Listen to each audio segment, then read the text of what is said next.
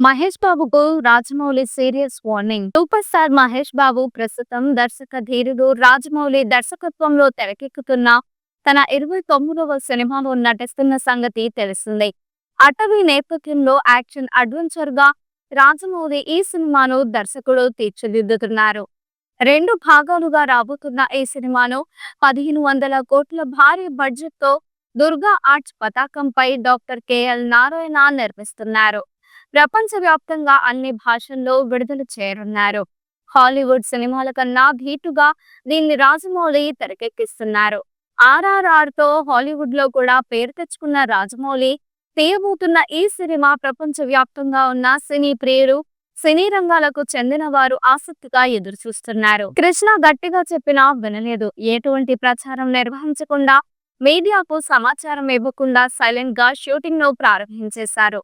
మహేష్ బాబుతో సినిమా చేయాలని ప్రతి దర్శకుడు భావిస్తారు. ఎందుకంటే ఆయన దర్శకులకు అనుకూలంగా ఉండే నటుడు కాబట్టి. ప్రతి సన్నివేశాన్ని ముందుగానే దర్శకులందరికీ చేసి చూపిస్తారు.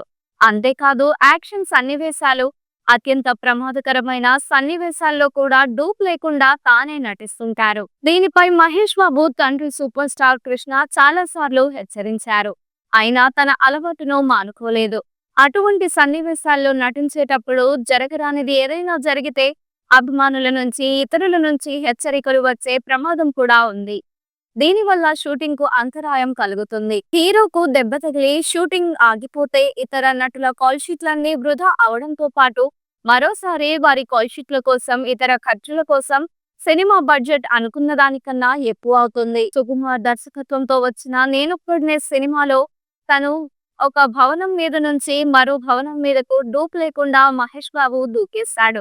ఇటువంటి రాజమౌళి దృష్టిలో ఉంచుకొని ప్రిన్స్ కు గట్టిగా హెచ్చరిక జారీ చేశాడు.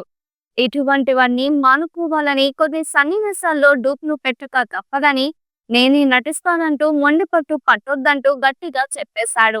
రాజమౌళి లాంటి దర్శకుడు గట్టిగా చెప్పిన తర్వాత ఎదురు మాట్లాడే హీరో ఉండరు కదా. మహేష్ బాబు కూడా దీనికి ఓకే చెప్పారు. ఈ వీడియో మీకు నచ్చినట్లయితే లైక్ చేయండి. మరికొన్ని లేటెస్ట్ అప్డేట్స్ కోసం వెంటనే మన ఛానల్ ను సబ్స్క్రైబ్ చేయండి. ఈ వీడియోపై మీ అభిప్రాయాన్ని కామెంట్ రూపంలో తెలియజేయండి.